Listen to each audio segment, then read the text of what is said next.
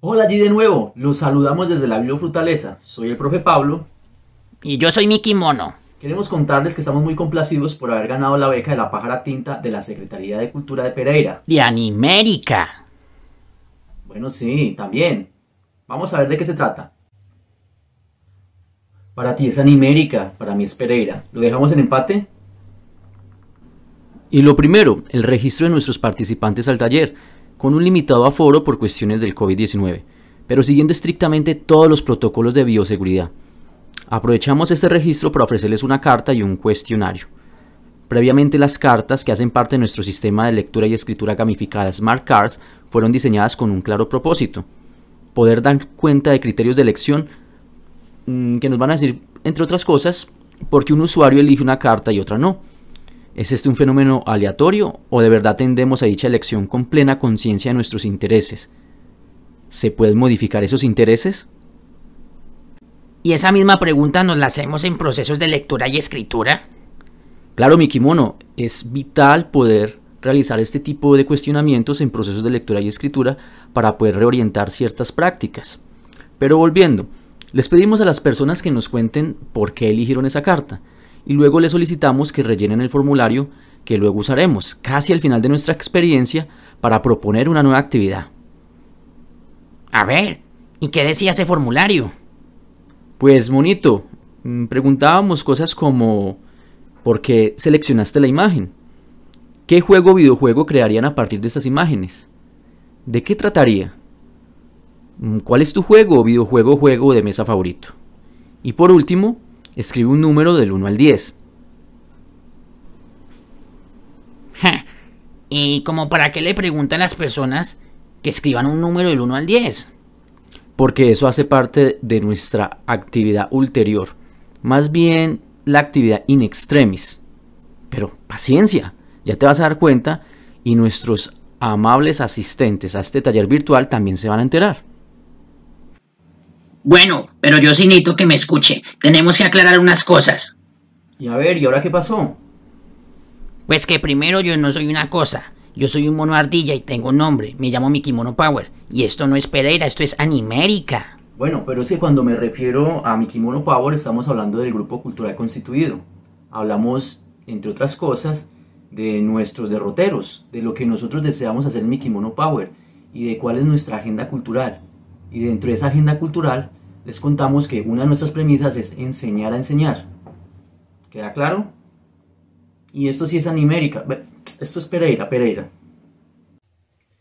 Pues bien, como les decía, empezamos nuestro primer taller. La interesante relación entre mi Kimono Power, entre Gianni Rodari y la gamificación.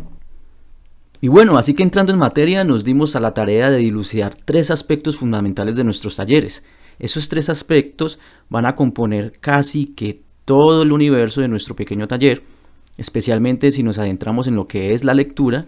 Vamos a desglosar lo que es la escritura creativa y lo que es la gamificación y cómo estos 3 factores o cómo estas 3 manifestaciones de la cultura humana convergen para que nosotros podamos finalmente realizar talleres de escritura y lectura creativa con base en juegos de mesa. Y vamos con el primero, que es leer, que es la lectura. Yo sé, es poner visión de rayos X y pasar sobre las grafías de runas de gaviota sobre papel. ¿Estás loco?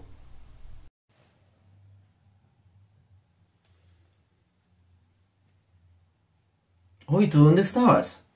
Qué bueno que has regresado porque vamos a hablar un poco sobre lo que es la lectura, para que no vuelvas a decir lo que acabas de decir. Pero ¿qué tiene de malo? Si lo que yo dije hasta salió muy poético. ¿Cierto que sí? Vamos a volver a revisarlo. Pero antes vamos a ver qué es la lectura.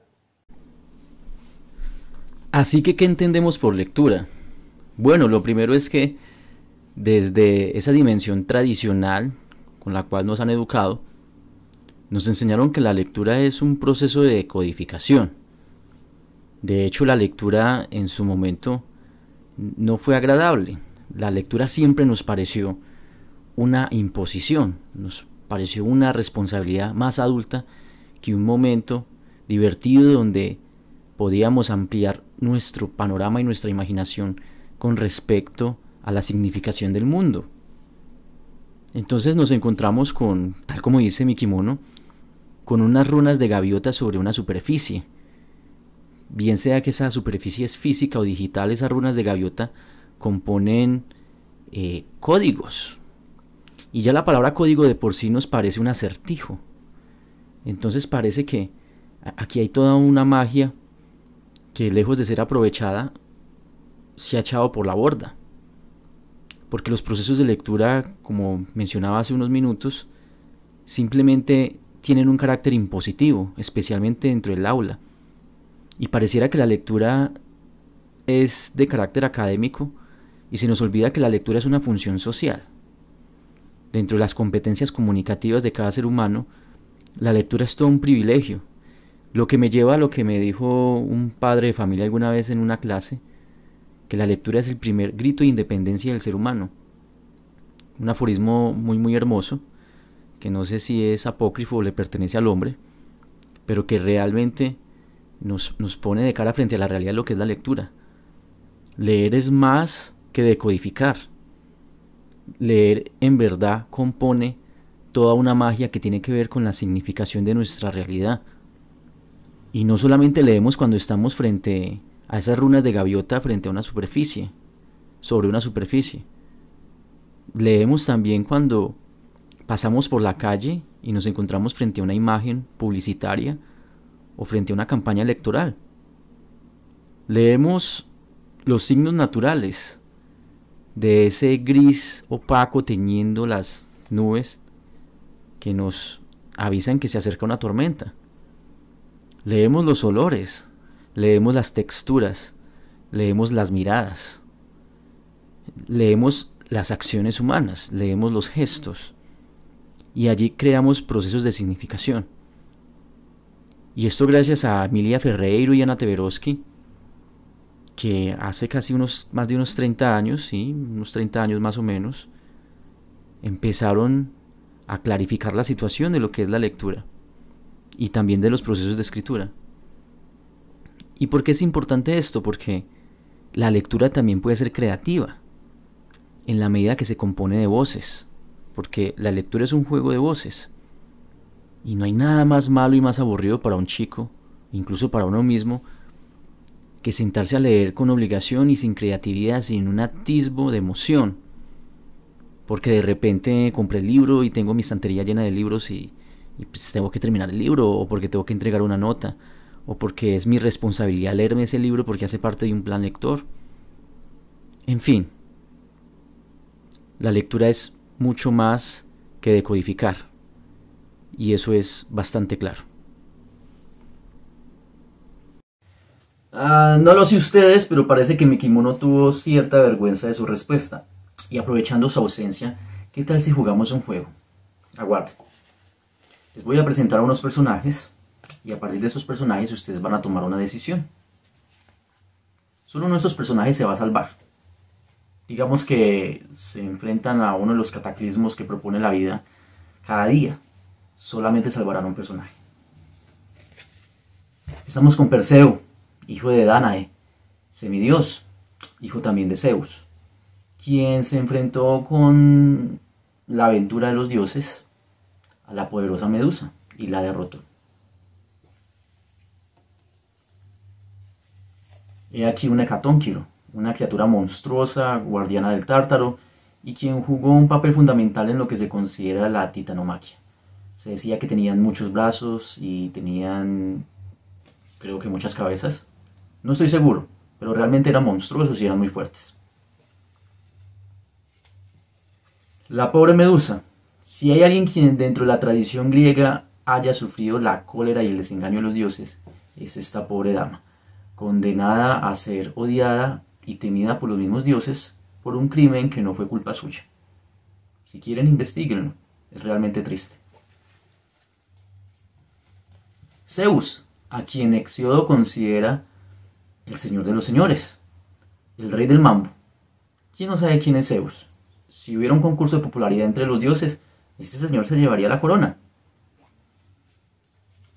Y hablando de populares, otro de los tantos hijos de Zeus en sus relaciones con una gran licencia, El señor Apolo. ¿El señor de qué? El señor de la luz, el señor de la medicina, el señor de la música, el señor de los guapos, de tantas cosas.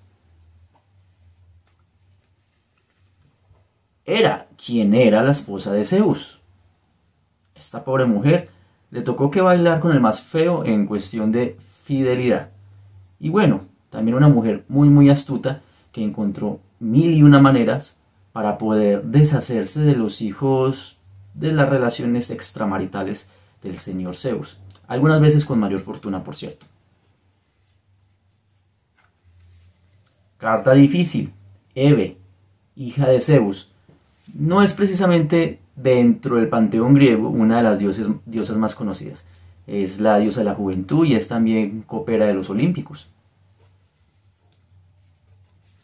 Minotauro, otra de esas criaturas desgraciadas dentro de la tradición griega.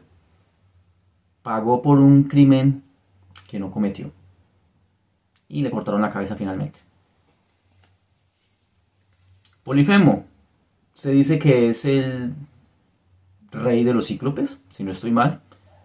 Se enfrentó con la sagacidad de Ulises y de sus hombres y no salió muy bien librado. Patroclo. ¿Quién es Patroclo? Nada más ni nada menos que un amigo muy amigo de Aquiles, con el que sostenía una relación bastante sospechosa, y quien falleció a manos de Héctor cuando hurtó la armadura de Aquiles para poder enfrentarse en el campo de batalla y que Héctor saliera y lo combatiera, con los resultados malhadados que conocemos. Bueno, ¿a cuál de esos personajes ustedes salvarían? Piénsenlo muy bien, lo recuerdan a todos, y una vez hayan seleccionado ese personaje, háganse esta pregunta: ¿por qué decidieron salvar a ese personaje? ¿Qué empatía le generó como personaje? ¿Acaso ese personaje representa en alguna medida sus intereses culturales, sus emociones? ¿Representa sus deseos, sus sueños, sus aspiraciones? Cuando nos sentamos a escribir y creamos personajes, estamos simplemente haciendo ejercicios de alteridad, de alter ego, donde estamos proyectando nuestros temores y nuestros sueños en esos personajes de ficción, o logramos desvincular lo que somos como seres humanos al transcribir de manera literaria nuevas personalidades de lo que somos. ¿Qué somos en verdad como escritores? Nos estamos fragmentando y cada una de nuestras piezas emocionales y psicológicas anidan en la mente de nuestros personajes y en el alma de ellos. O quizás de verdad tenemos autonomía a la hora de crear un personaje. De verdad tenemos la capacidad de crear una novela de horror donde ocurren mutilaciones y cosas aberrantes. ¿Cómo desligar el autor de su producto? ¿Hasta dónde? Háganse todas esas preguntas posibles. Hola, de nuevo. Muy bien, mi kimono, ¿qué tal si para continuar ya hablamos de escritura y escritura creativa? Me parece. Muy bien. Y tenemos un invitado muy especial. Es un profesor, es poeta, también es periodista freelance y es la persona que se va a encargar en los próximos minutos de hablarnos de un personaje muy querido dentro de la tradición de la narrativa infantil y dentro del mundo de la docencia, de Gianni Rodari, el escritor y profesor. ¿Tendremos a Gianni Rodari con nosotros? No, pero quien está con nosotros es Miguel Ángel Rubio. ¿El Rubius? No el Rubius, Miguel Ángel Rubio, un profesor pereirano que a ustedes les va a encantar la forma en que él nos transmite lo que es la escritura creativa. ¿Qué tal si vemos a este personaje en acción? Un juego tan sencillo como jugar rol, los que han jugado aquí rol, los que han construido todo el universo de calabozos y dragones y otras cosas, profundamente ligados a la literatura, profundamente ligados a la poesía, profundamente ligados al cine además, y jugamos también cuando estamos dando una clase, cuando estamos proponiendo un enfoque, es un juego. Lo que pasa es que las normas de juego, Andrés, sí están establecidas, solo que de manera tácita, ¿sí? Y el niño que rompa esa regla de juego es tácita, casi que implícita, casi que está Vamos a jugar a calabozos a ladrones y policías, y el que le tocó ser ladrón se vuelve policía, a ese ya no juega porque es ladrón, tiene que conservar su rol de ladrón. Gianni Rodari, que es un autor italiano que seguramente muchos de acá lo conocen. ¿Alguno conoce a Gianni Rodari? ¿No? Gianni Rodari es, para el mundo de la literatura infantil, el Hans Christian Andersen moderno. Es un gran autor de literatura italiana, de la escuela estructuralista rusa, y propone un texto que todos los que deberían ser los que van a ser profesores de literatura, o profesores con primera infancia, o animadores de lectura, deben tener en su biblioteca: la gramática de la fantasía.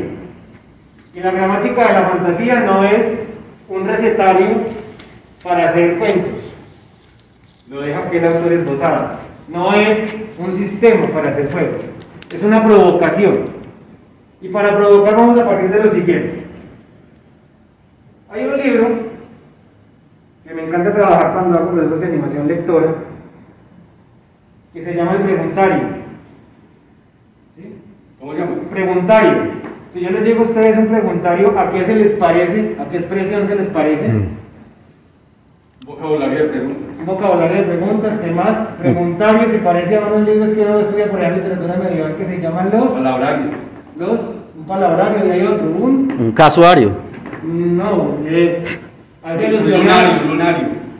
sí, pero a otro lo estudiamos en literatura medieval y en literatura de la colonia. Un armario. Un Bestiario. Un bestiario. Bestiario.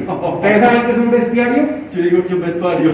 Un bestiario es una colección de seres fantásticos, ¿sí?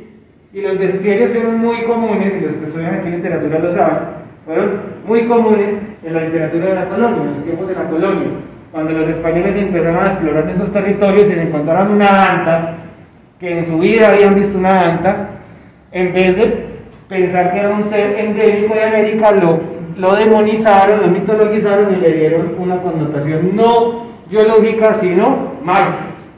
Jairo Aníbal Niño, que es un gran autor de literatura infantil, es un bárbaro este tipo, empieza a plantear preguntas. David, ¿qué es un búho?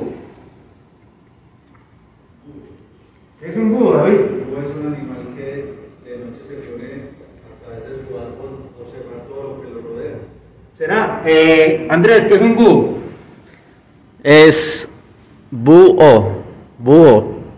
Es un hiato.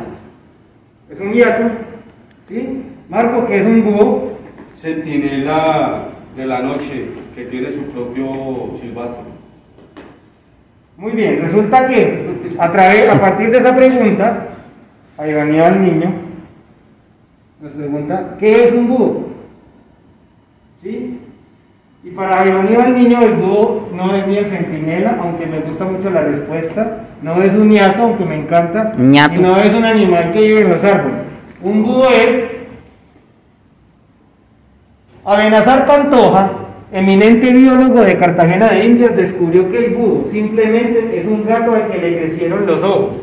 En unos papeles encontrados en su laboratorio y que estaban semidevorados por las polillas, aclara el asunto de las aves.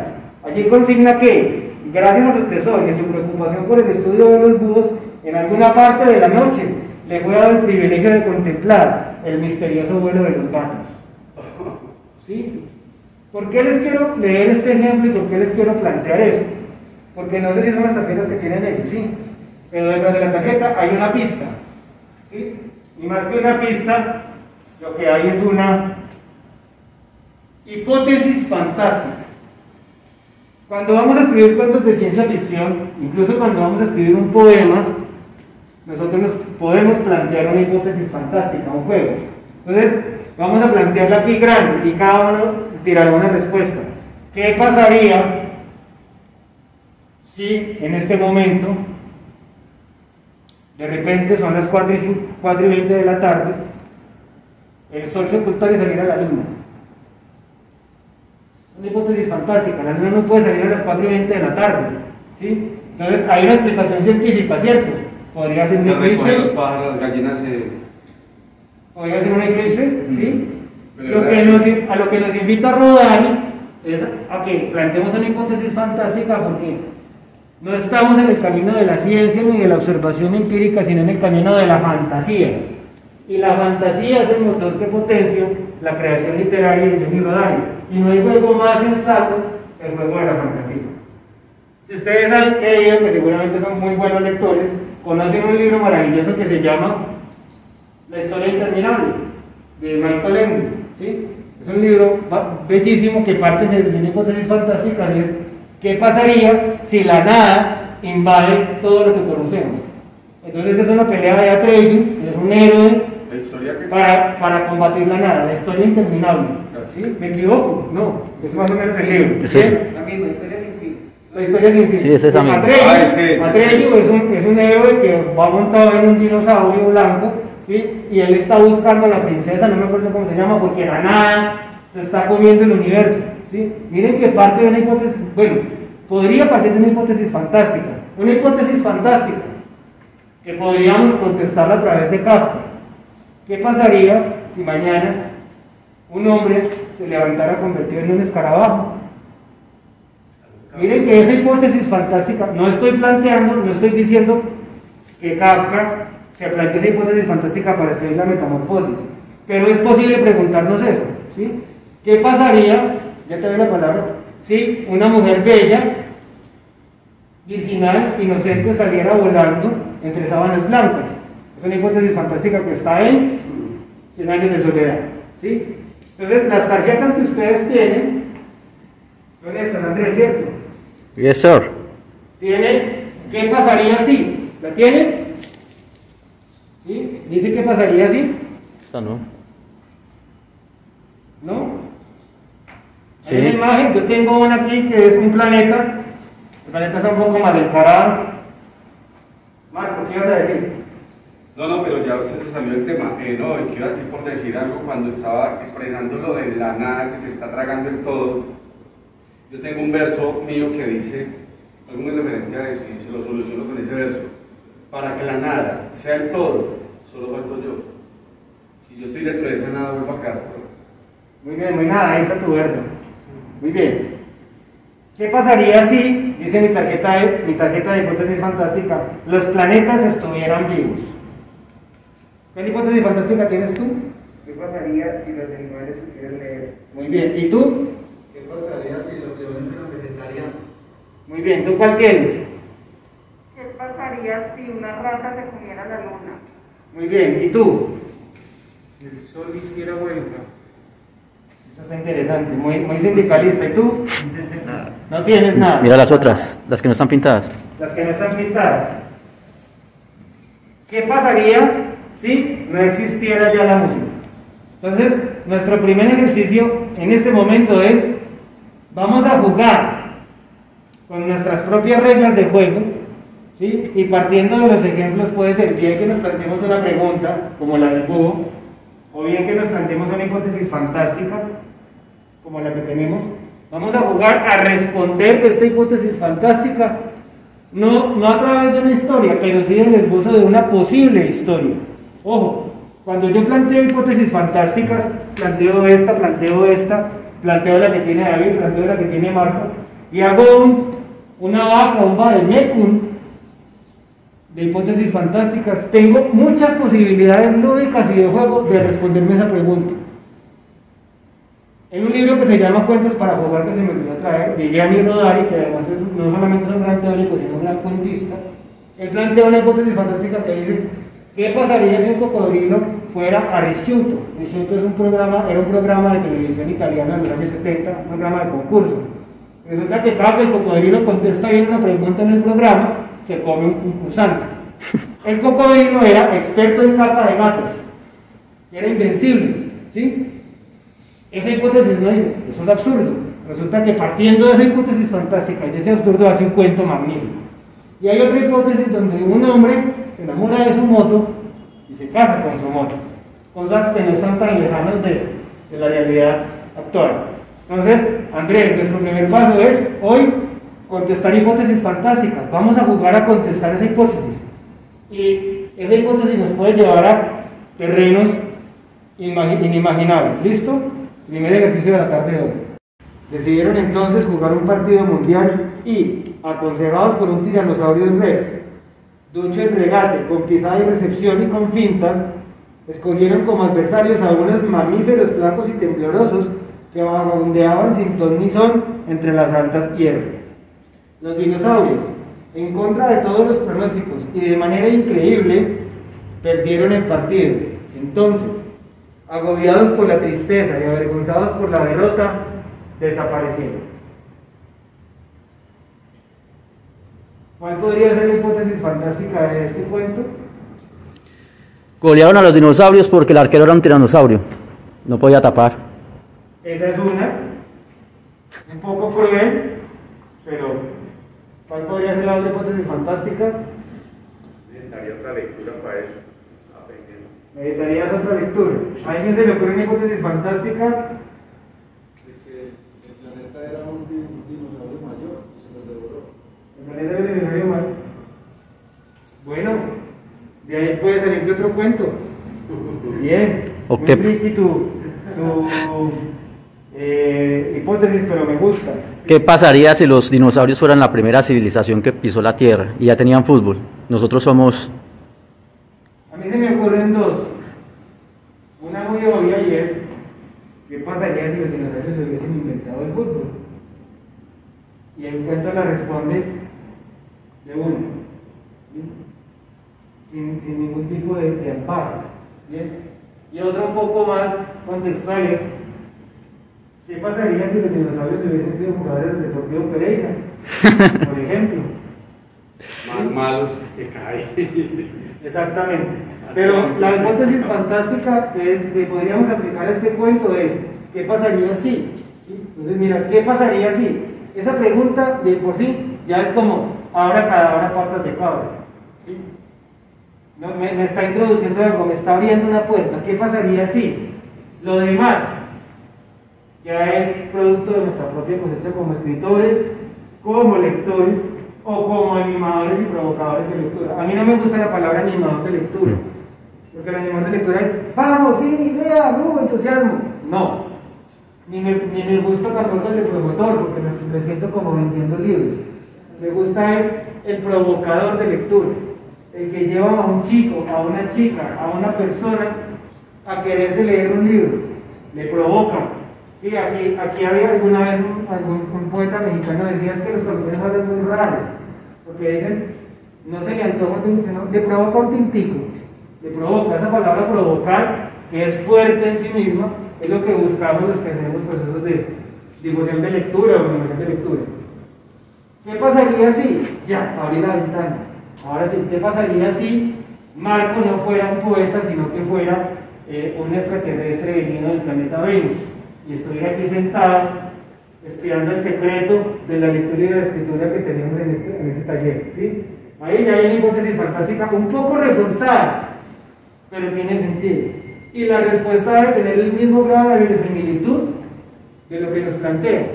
Entonces, ¿qué pasaría si los dinosaurios inventan el fútbol? Que un día, cuando se lo inventaron, jugaron contra los hombres y los hombres les ganaron, aún siendo ellos gigantes, grandes, poderosos, les ganaron. Y ese día, esos seres grandes, poderosos, apenados por la derrota, decidieron desaparecer y se fueron. ¿Sí?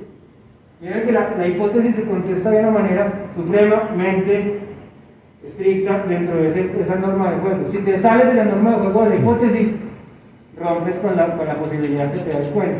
Un cuento de fútbol, goles y girasoles de Jaime Aníbal Niño. ¿Conocían este libro?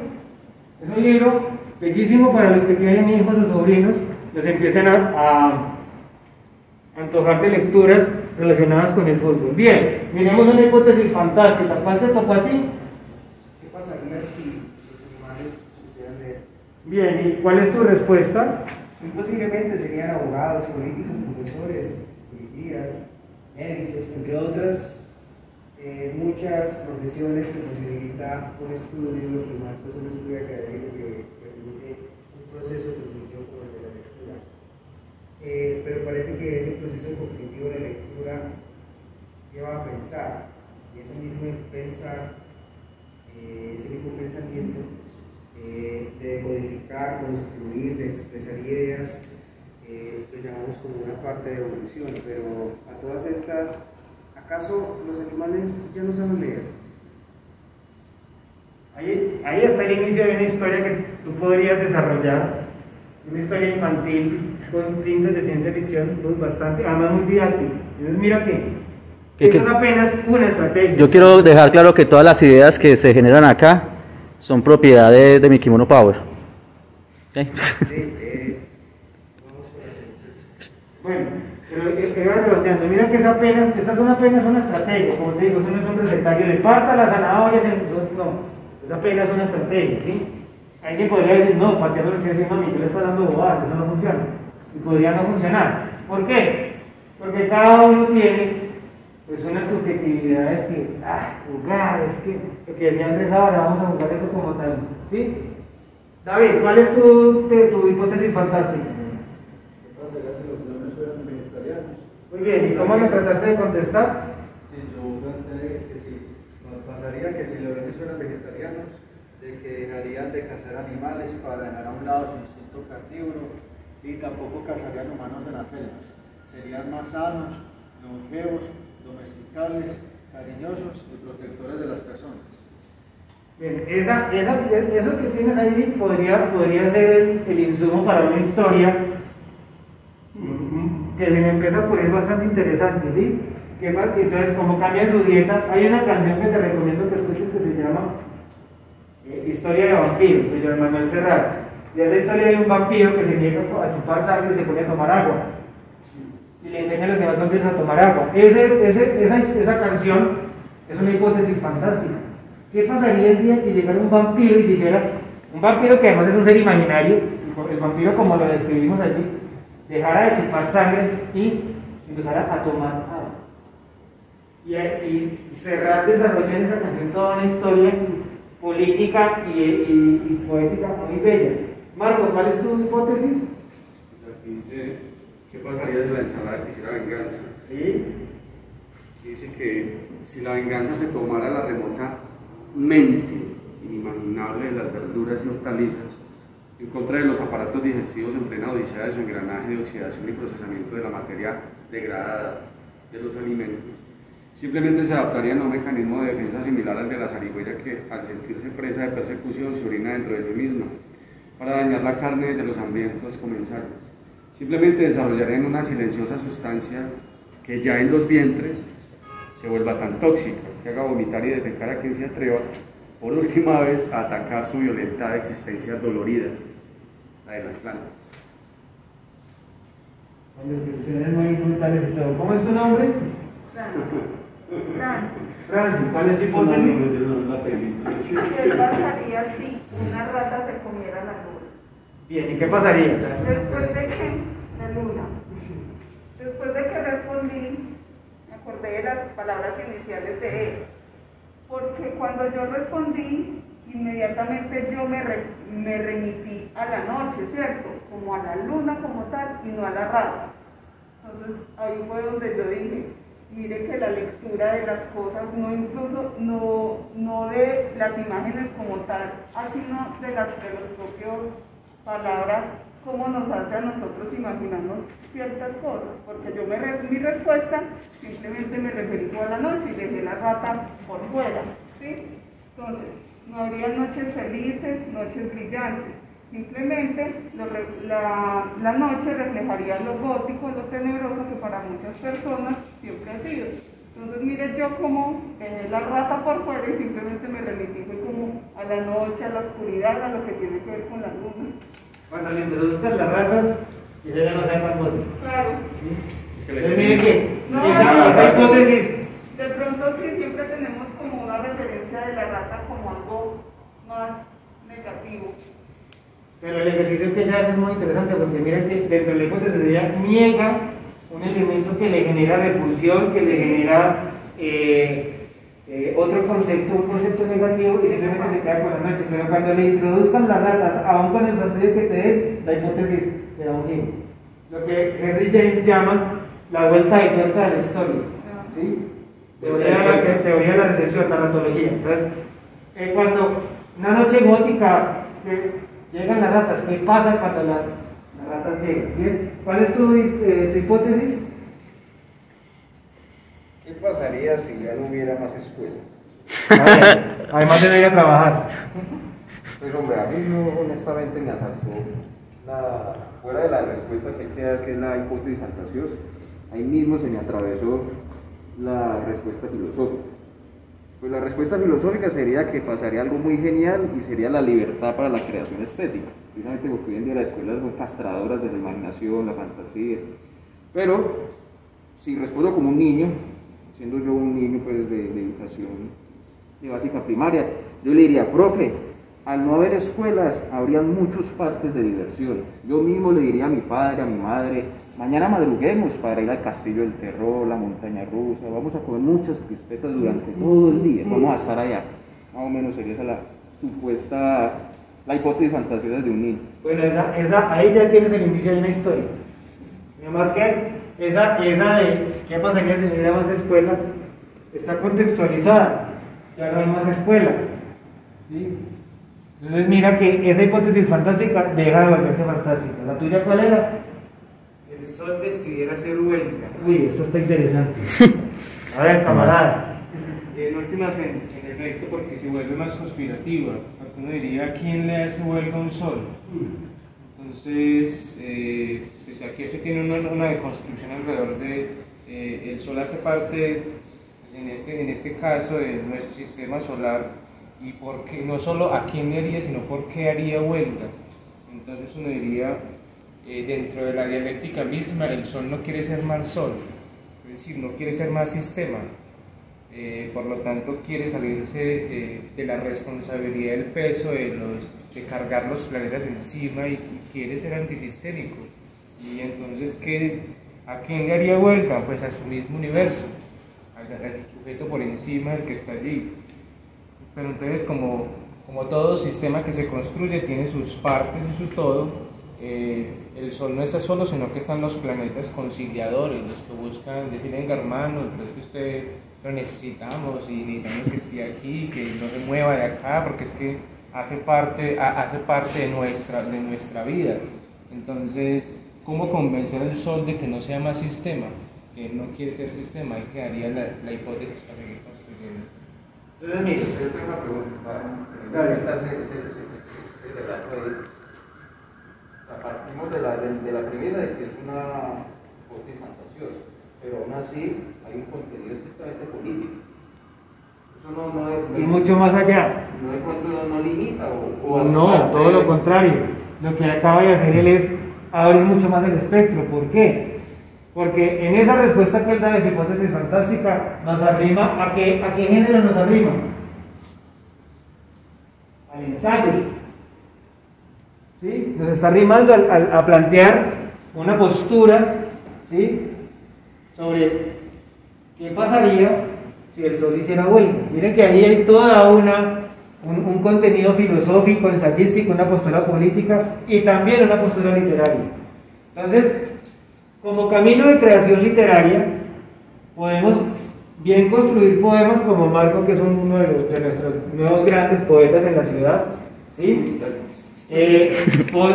Historias con carácter didáctico como la que construiste tú, ¿sí? Historias donde negamos elementos como la que construye Franz, ¿sí? Historias tuyas donde yo digo, tengo una respuesta filosófica, pero también una respuesta fantasiosa. La de un niño. Sí, la de un niño. En su inocencia, al no haber escuelas, parque de diversiones, que el Castillo del Terror. Y en esa dialéctica que tú estás planteando entre no hay escuela, parque de diversiones, aquí viene el conflicto y la acción del conflicto, y ese no haber escuela para los niños sería fantástico, pero para los padres sería absolutamente, y ahí ya tienes el insumo de una historia, ¿sí? Es que dentro de la figuración del relato uno necesita colocarle un problema, es decir, la hipótesis se vuelve un problema, pero la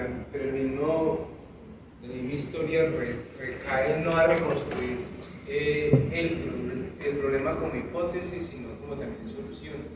En últimas uno diría, el sol se vuelve un actor dentro de esta figura de relato. Y tendría que haber otros partícipes allí. Uno diría, por ejemplo, en el caso, el sol no le haría vuelta al ser humano, porque está por debajo del hombre, el sol está por encima del hombre. Lo de arriba nunca va a buscar lo de abajo. Entonces uno diría, la huelga por sí sola es dentro de lo psicosocial humana, pero cuando uno se la coloca a un ente por encima, uno diría, ¿qué sucede aquí? ¿Dónde está el problema más allá de si decide hacer huelga o no? ¿Quiénes se enfrentan ese problema? ¿Cuál es el bueno y cuál es el malo?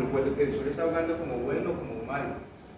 Lo que pasaba con el tema de la rata. La rata siempre ha tenido una connotación negativa. Pero digamos que si usted observa en la Edad Media, los cuentos de la Edad Media, la rata es indispensable para las pócimas. Entonces mire que sí pone a jugar personajes entre lo bueno y lo malo, entre el que está bien arriba, está mal, arriba, abajo. Es decir, lo que llamaría que miran los opuestos. Muy bien, muchas gracias. Esta es una de nuestras maneras de jugar. Pero hay algo muy interesante con el compa, es que es la forma de construir, por ejemplo, lo de la huelga, ese genial, me parece muy bacano, compa, de que cómo se arma todo eso, aquí hace huelga, ¿verdad? O sea, la forma de preguntarse, ¿cierto? Yo pensé... De desarrollar esa Yo pensé, oyendo, Daniel es que te llamo, ¿cierto? A Daniel, en un libro que en mi juventud fue, bueno, en mi primera juventud, porque todavía soy muy joven, hijo Salvador. En mi adolescencia fue fundamental, La rebelión en la granja de Orwell. ¿Lo conocen? No, ¿la rebelión de qué? La rebelión en la granja de Orwell. ¿Sí? Mejor dicho, no les voy a contar para que lo lean porque les hago spoiler. Para mí ese libro parte de una hipótesis fantástica, brutal como la que tú estás planteando. Pero, Miguel, vean, lo interesante de eso que me pone a pensar es hacia dónde, ¿sí o qué? ¿Cuál es el fin? ¿Cuál es el horizonte que uno busca con preguntarse, con hacerse hipótesis, ¿cierto? Podemos jugar y podemos sacar miles de conjeturas, ¿cierto? Miles de formas de ver y de construir, pero al mismo tiempo eso nos ha construido la filosofía, eso nos ha creado maneras de pensar, tanta cosa, pero al mismo tiempo hacia dónde se dirige. Yo siento que necesita un foco, de cierta forma. Es subjetivo, puede ser cultural, puede ser social, puede ser dependiendo del estilo, ¿cierto? Pero yo siento que también nos debe permitir algo más que solamente jugar hacia las hipótesis o solamente generar desarrollo del pensamiento o un desarrollo de la imaginación y de la creatividad. Pienso que además de eso, de generar la creatividad, la imaginación, siento yo que debe tener un foco, un norte. Porque al mismo tiempo las historias, la forma de contar se remite a las cavernas, se remite a las primeras partes en las que el ser humano, y ese de contar historias que se va llevando de generación en generación, ¿qué carga tiene? ¿Qué conocimientos, pero al mismo tiempo tiene valores, pero al mismo tiempo tiene las características culturales, su cosmovisión, ¿cierto? Enmarca una serie de cosas que son la cultura que prevalece. Sí, podemos jugar, podemos crear otras cosas, pero al mismo tiempo qué es lo bonito y positivo de eso, o no, o qué cosas nos muestran. No, muchas gracias. Yo tengo un problema con lo que plantea, y es que los que hemos tenido contacto con estudiantes, cuando uno intenta hacer un proceso de reflexión, de que se despeguen, que imaginen, y es la idea misma de querer cerrar todo. Es decir, uno le puede plantear hipótesis para que vuelen y se volen en sus...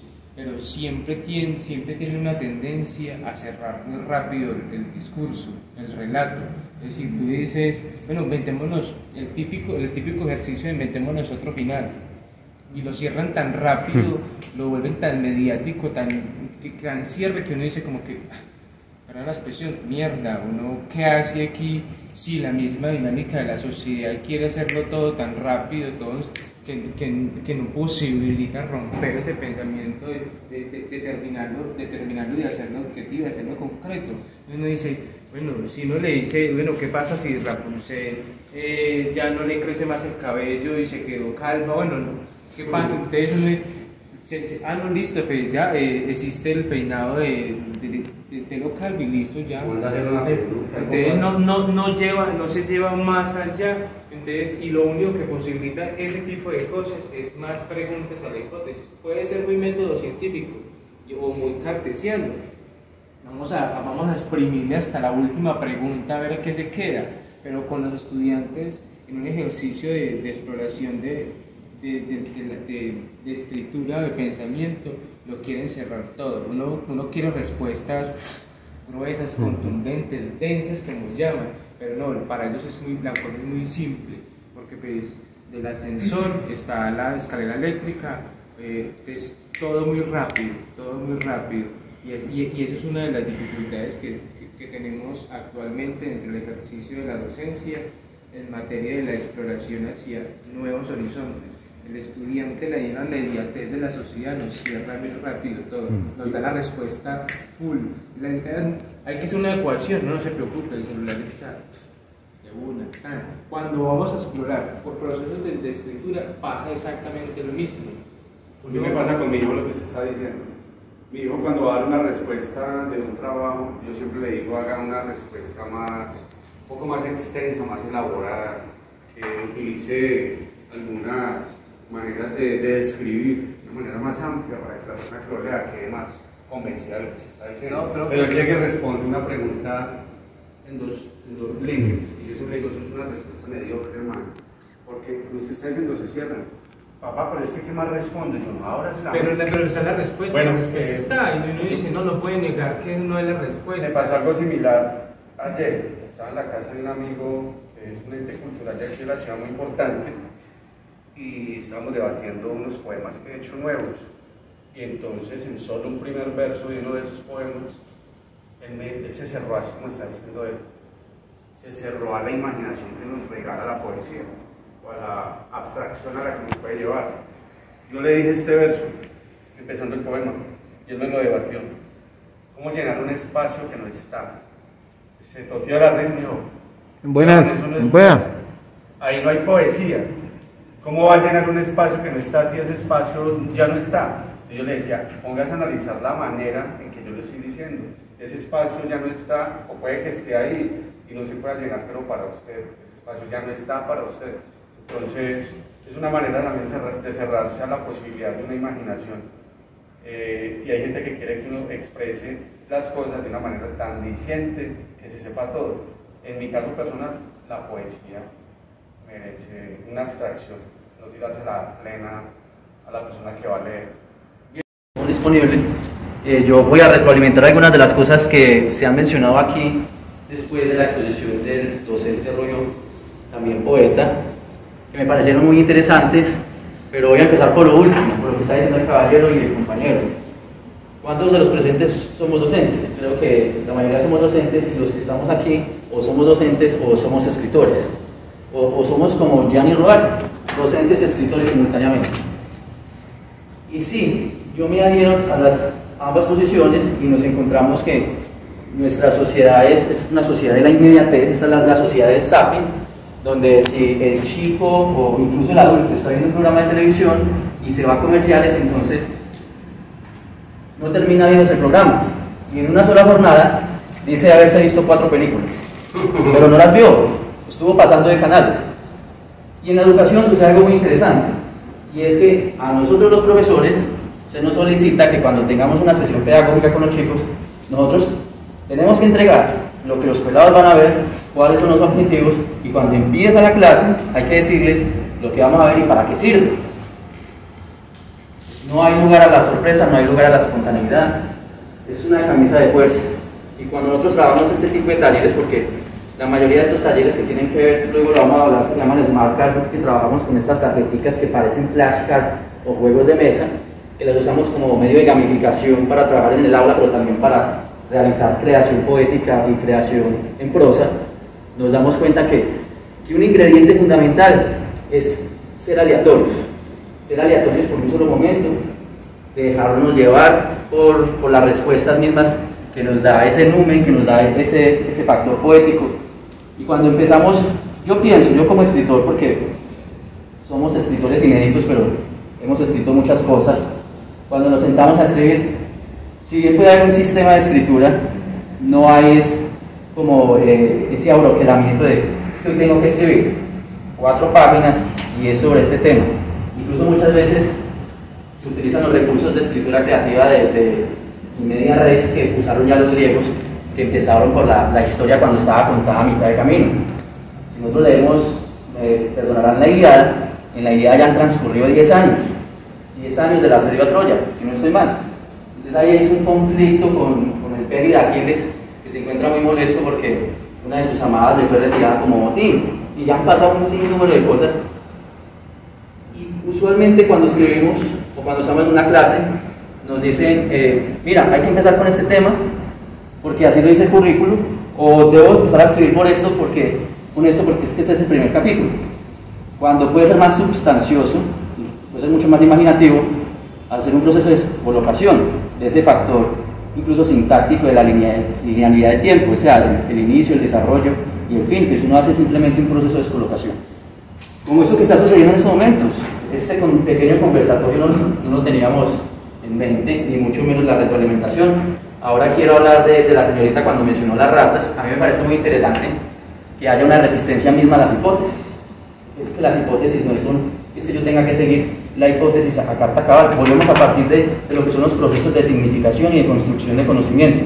¿Qué es lo que yo pienso? ¿Qué es lo que yo veo? Decía Dostoyevsky que 2 más 2 no siempre tiene que ser 4. Para él podría ser un 5, podría ser un 6. Y muchas veces nuestra sociedad, obviamente, para poder subordinarnos a unos valores, nos dice que tiene que ser así. Yo como profesor a veces me encuentro en un gran predicamento cuando un estudiante me dice, pero ¿por qué tiene que ser así? Y simplemente saco la vieja confiable. Y es porque es así. En medio del desespero, en medio del afán adulto, uno le dice al niño, es que tiene que ser así. Y yo creo que esa es la respuesta más pobre. Entonces, volviendo al tema de las ratas, me recuerda un cuento de Henry Kudner que se llama Las ratas del cementerio. Es un cuento de los años 30. Es un cuento muy bueno de terror, se lo recomiendo. ¿Cómo se llama? Las ratas del cementerio. En el canal de Mikimono Power que nosotros tenemos, ahí tenemos ese cuento narrado. No soy el mejor narrando, pero quizás se les ponga los pelos de punta con este cuento tan maravilloso. ¿Cómo se llama el otro? Henry Kudner. Henry Kudner. K-U-T-N-2-N-E-R. No era el Rubius, pero ese Rubius sabe cosas. Me cayó bien. Ay, ¿el profe dónde está? ¡Profe! ¡Profe! ¡Profe!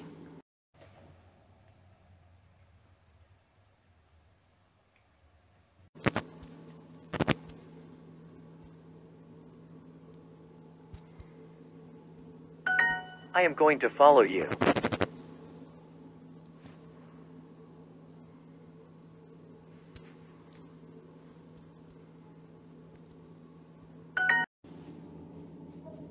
¿Ustedes han visto al profe? Es que tenemos que empezar a hablar de gamificación.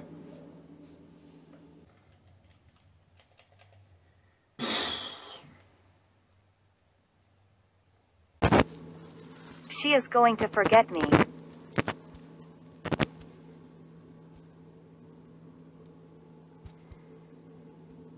Gamificación, pues evidentemente es un anglicismo que fue castellanizado, viene de gamification, que es básicamente, si buscamos el correspondiente en castellano, es ludificación. Del ludus italiano, me corrigen los profesores de ciencias sociales y de filosofía presentes, y lo que busca la gamificación es promover espacios de juego, que eso suena raro, es decir, vamos a jugar en espacios de trabajo, vamos a jugar en espacios de creación escolar, todo con el fin de promover la productividad, de fidelizar a las personas y de crear un lazo emocional con el producto que está en juego.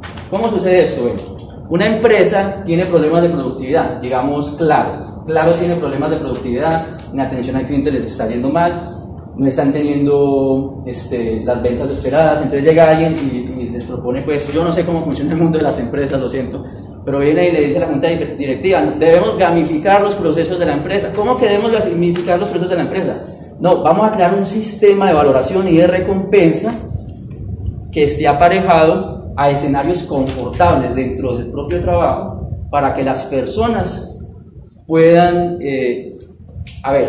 respetar las políticas de trabajo de la empresa y así mismo ser productivo. Incluso en estos momentos este taller que nosotros tenemos, este taller, tal como está sucediendo, es casi que gamificado porque es tranquilo, hay pocas personas, casi todos los presentes se conocen, han podido participar, nadie les ha dicho, oye, no puedes participar. Entonces la gamificación quiere cambiar las reglas de juego. La gamificación quiere volver al juego porque, como decía el compañero, no hay nada más placentero que jugar. Yo como docente y el compañero y muchos compañeros llegamos a casa, así sea media horita, una horita, yo me conecto a una actividad que sea gamificada. Porque esa actividad gamificada me genera placer, pero aparte de que me genera placer, esa actividad gamificada me está ofreciendo un beneficio. Entonces, si tú tomas, por ejemplo, si tú gamificas tu sistema de escritura, va a ser divertido. Ahora vamos a ver un ejemplo de un juego de mesa muy famoso de Europa. Vamos a ver unos juegos de mesa muy rápidamente. Y hay uno que es realmente chévere. Yo espero que se escuche el audio. Es un juego de mesa donde se reúnen personas a crear una historia, pero es un juego. Entonces, usted se divierte, usted crea la historia, usted se aleja de ese síndrome del escritor con la hoja en blanco. Vamos a jugar. Los frikis gochitos van a jugar a Érase una vez. Aquí tenemos a nuestros amigos, los frikis gochitos de toda la vida, y también tenemos a Puki. Hola Puki, ¿qué tal? Ah, Puki es mudo. Y tenemos también a Renfengen. Bueno, venga, bebe un poquito, Renfengen, vente arriba. Es el manco. Vamos a jugar a Érase una vez, el juego para contar cuentos. Hola, corazones. Pues ya hemos repartido nuestras cartas, tenemos nuestros finales de Vivieron felices para siempre y tenemos que elegir un jugador al azar. ¿Quién queréis que empiece? Tu corazón. Bueno, empieza pues el que tenga más rosa. Empieza el jugador que tenga más prendas de color rosa, una prenda de color rosa más grande, que soy yo, porque sus lideros no se ven. Pues voy a empezar contando una historia. Chan chan. La historia comienza con una princesa. Érase una vez una princesa llamada Sandra. La princesa Sandra, desde que nació, había estado escondida en una alta torre. ¡Oh, torre! Pues cuéntanos. Una torre elevada en la que nunca había salido por culpa de su padre, que quería intentar que la princesa aprendiera a comportarse como una persona normal y no como una persona de alta cuna. La torre tenía también la particularidad de que estaba en una isla. De esa manera nadie podía llegar a acceder a la torre ni llegar a conocer a la princesa. Bueno, hay modos de ir a una isla, ¿no? Hay modos de ir a una isla. En esa isla y en esa torre la princesa intentó escapar por todas las maneras posibles, pero sin embargo había un acertijo para salir de la torre. Consistía en un muro de fuego que tapaba la entrada. ¿Es un acertijo? Es un acertijo, sí. Un muro de fuego y un acertijo. Tenía que el muro de fuego tiene un acertijo, ¿no? Exacto, sí. Cuando llegaba al muro de fuego, el muro de fuego le hablaba y decía: ¿quién quiere salir? La princesa decía: quiero salir para continuar mi viaje hacia otra parte. Y el muro de fuego decía: entonces debes adivinar qué es más alto que yo y a la vez más pequeño. La princesa, desolada, atrapada, sin saber por dónde salir, pues pasaba ya el tiempo sola, esperando que llegara alguien que la sacara de su reclutamiento, de su reclusión. Y ya no sé seguir más. Pues sigue el jugador de tu izquierda, que en este caso es Chemi-chan. Usted se aleja de ese síndrome del escritor con la hoja en blanco. Y si esto lo aplicamos a una empresa, pues los réditos para la empresa son tremendos y por eso la gamificación está cobrando tanto valor. Pero ¿cómo es que llegamos a este punto de la gamificación? Todo ocurre en los años 90, cuando estas nuevas consolas de videojuego empiezan a aparecer, por ejemplo, Nintendo, ¿cierto, profesor Diego? Nintendo apareció en los 90, pasaron de... La tecnología empezó a evolucionar a tal punto que ya no eran esos jueguitos arcade, sino que pasaron de los 32 bytes a los 62 bytes, luego ya no se habla de bytes, ya no hay forma de hablar de bytes, hablas de megas, y eso lo que hace es que enriquece la experiencia del usuario. Y al enriquecer la experiencia del usuario, entonces nuestra sociedad se aboca a esos juegos. En cualquier momento, momentos de ocio, momentos de trabajo, momentos educativos. Ahora mismo no hay ninguna plataforma seria que no considere la posibilidad de gamificar. Gamificar es incluso brindar un concurso. Gamificar es incluso, si yo les dijera a ustedes, si ustedes asisten a todos los talleres, entonces van a recibir una insignia especial. Y cuando nosotros usamos estas cartas y nos sentamos a conversar y generamos las hipótesis, nosotros estamos gamificando, este taller lo estamos gamificando. Y ustedes van didácticas. Ahora imagínense eso en una aula de clase, o sea, las bondades de esto en una aula de clase. ¿Qué tal si haces como hacían los surrealistas? O como hacían algunos de los participantes de la generación Beat. Y recortas ideas de juegos o de lo que tú deseas y lo metes en un sombrero. O puede ser una boina, o puede ser una olla. No lo sé, pero no los cocines. Lo que vas a cocinar va a estar acá. Lo revuelves, sacas uno y a partir de allí lo relacionas con el número que has elegido. Ese número que te pedí que elegías, que ibas a elegir más bien, hace unos minutos. ¿Qué número tienes? Supongamos que yo elijo que mi juego favorito es el triqui o el ahorcado. Y yo elegí el número 5. Al principio de todo esto elegí el número 5. Veamos. Número 5.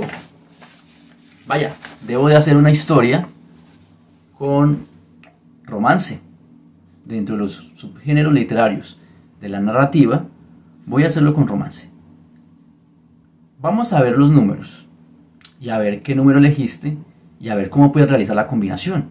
¿Y qué tal si haces una historia de 2, 3 páginas? ¿Qué tal si haces una gran novela? Revisemos. Si elegiste el número 1, con ese juego harás una historia de terror. ¿Puedes hacerlo? Si elegiste el número 2, es una historia más histriónica, más humorística. Número 3 para aventuras. Número 4 para ciencia ficción. Número 5 para romance. Número 6 para una novela policíaca. Número 7 para un tema existencial. Número 8 costumbrista. Número 9 anecdótico y número 10 erótico. Si aún tienes dudas de lo que debes de hacer, no olvides escribirnos a mikimonopower.com y nosotros te colaboramos para que este taller no haga otra cosa más que enriquecer tu producción escrita. Esperamos que te haya gustado nuestro primer taller. Y por cierto, nuestro segundo taller, que será totalmente virtual, vamos a explicar cómo poder crear un libro problemático con base en nuestra creación literaria Atrapados en la Granja y sin Internet, que es la historia de Mikimono Power y la aventura de sus amigos en torno a las figuras de la tradición oral y cómo la tradición oral no debe estar subordinada a los dispositivos digitales, pero sí debe ser enriquecida. Así que nos vemos hasta la próxima. Y desde luego muchas gracias por hacer parte de este tiempo tan largo en este taller y esperamos que les haya gustado mucho. Recuerden escribirnos. Un saludo. Messi, ¿qué pasó? Perdiste tu magia. Sin control parental.